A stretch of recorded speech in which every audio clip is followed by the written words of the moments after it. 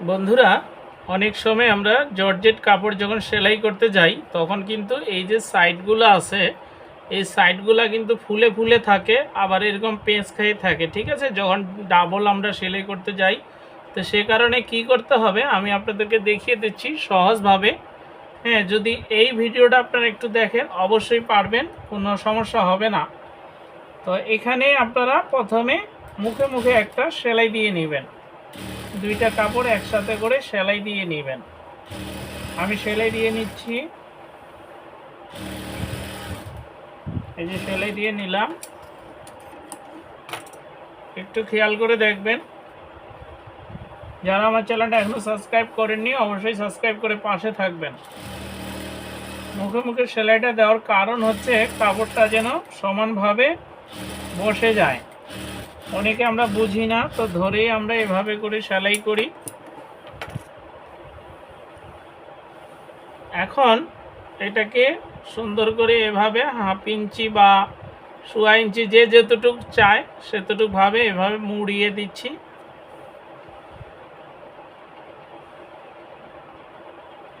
এই যে মুড়িয়ে সুন্দর করে আলতোভাবে গাইডে দিয়ে দিলাম।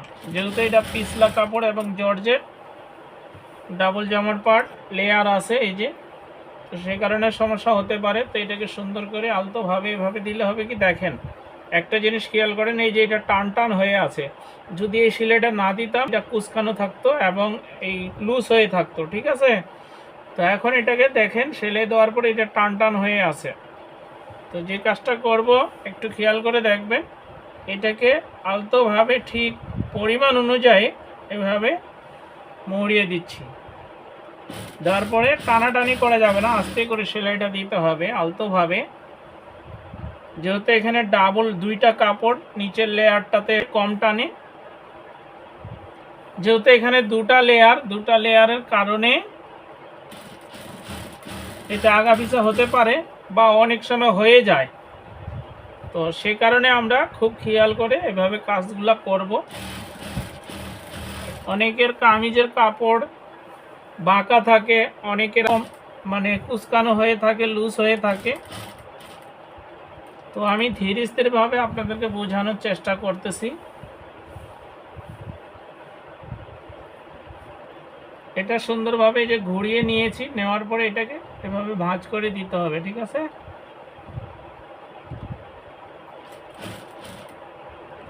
যে কোনো কাজ তাড়াহুড়া করা যাবে না। আমরা ভিডিওতে যেগুলো দেখে এগুলো কেটে কেটে এবং টেনে টেনে দেখাই। ঠিক এই যে দেখেন, এখন এই পাশটা কিন্তু আমার সহজে সেলাই হয়েছে, যেহেতু এটা নিচ থেকে উপর দিকে এসেছে, আর এটা কিন্তু উপর থেকে নিচের দিকে যাচ্ছে, সে কারণে এইখানে বেশি সমস্যাটা হয়। হ্যাঁ, পেঁচ খেয়ে থাকে, কুচকানো হয়। তো এটাকে ঠিক এভাবে ধরে টানাটানি করা যাবে না, কিছুতেই টানাটানি করা যাবে না। টানাটানি করলে আঁকা বাঁকা হবেই। এভাবে আলতোভাবে ধরে আর এইটা হাত দিয়ে নিচের দিকে একটু হালকা টেনে ধরবো। বেশিরভাগের এই সমস্যাগুলো হয়। এখন এটাকে এভাবে নিচের দিকে টেনে ধরে আর এই কাপড়টা লুজ দিয়ে দেখেন, এখানে যে সেলাইটা আছে এটা কিন্তু টান হয়ে আছে, আর যদি এই সেলাইটা না থাকতো তখন এটা কিন্তু এইদিকে নিচের দিকে চলে আসতো বা লুজ লুজ হতো আর কি। হ্যাঁ,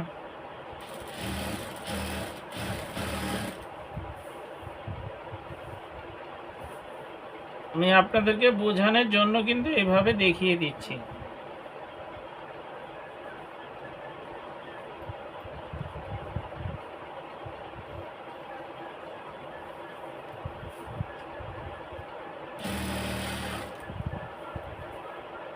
আপনারা দেখতে পাচ্ছেন আমি কিন্তু কোনো রকম তাড়াহুড়া করছি না, তাড়াহুড়া করলে কিন্তু হবে না, একটু সময় নিয়ে করতে হবে। দেখুন এইখানে যে লেসটা আছে এটা কিন্তু সুন্দরভাবে মিলে গেছে, যে ভাঁজটা দিচ্ছি এটা কিন্তু মিলে গেল। কারণটা কি, এইদিকে আমি ঠিকমতো টেনে ধরার কারণে এদিকে মিলে গেল। সুতাটা এখানে সুতাটা শেষ হয়ে গেছে। দেখুন এই সাইডটা কিন্তু সোজাভাবে টান টান হয়ে আছে, ঠিক আছে, এখানে কোনো কুচকানো নাই, কোনো জড়ো নাই। তো এইভাবেই যদি কাজগুলা করেন তাহলে আর সাইড কখনো আঁকা বাঁকা হবে না।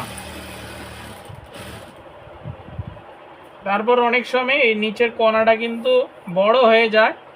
হ্যাঁ, বড় হয়ে যায়। তো এটা দেখেন একদম এই পয়েন্টের সাথে এই পয়েন্টের সাথে কিন্তু মিলে গেছে, এই পয়েন্টের সাথে এই পয়েন্টের সাথে মিলে গেছে।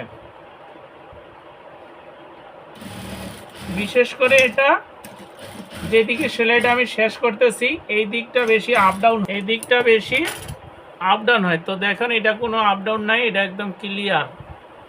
হ্যাঁ, এভাবে যদি কাজগুলো করা যায় কখনো কামিজের সাইড আঁকা বাঁকা হবে না।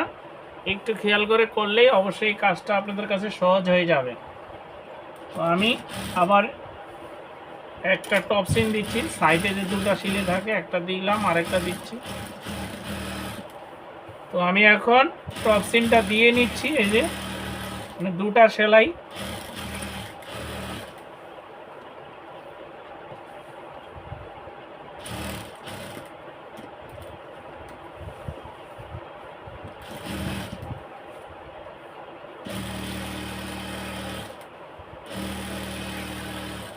হাতের কাজ সম্পূর্ণ ডিপেন্ড করে আপনার সেলাইয়ের উপর, সেলাইটা কীরকম হয়েছে।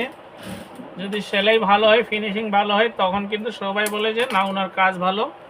দেখেন আমি এখন দেখিয়ে দিচ্ছি, অনেক সুন্দর হয়ে এটা কিন্তু বসেছে, এটা কোনো আঁকা বাঁকা না, এটা কিন্তু ঢেউ ঢেউ আছে। তো এটা আমি কি করব, এটাকে আমি কাটাছিড়া করব না, এটাকে সুন্দরভাবে এভাবে সেলাই দিয়ে দিব।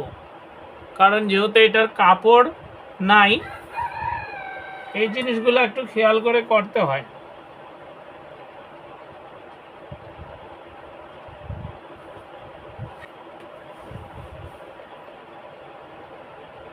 সেম এটাও টানাটানি করা যাবে না, এটা আলতোভাবে ধরে এভাবে দিতে হবে। যেহেতু পাথর আছে, পাথরের জন্য এরকম শব্দ করতেছে। তো আমি আস্তে আস্তে সেলাই করতেছি যেন আমার নিডেলটা না ভেঙে যায়।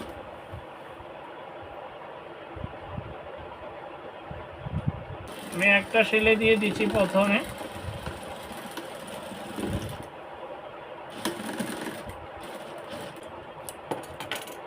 এই যে দেখুন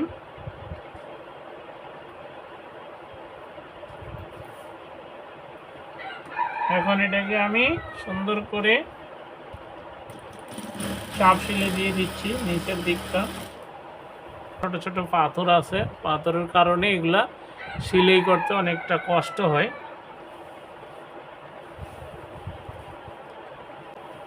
এখন আমি দুইটা পাশেই দুই পাশে চাপ সেলাই দিব,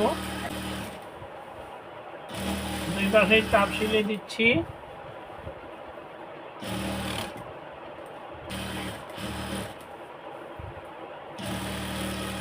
এই যে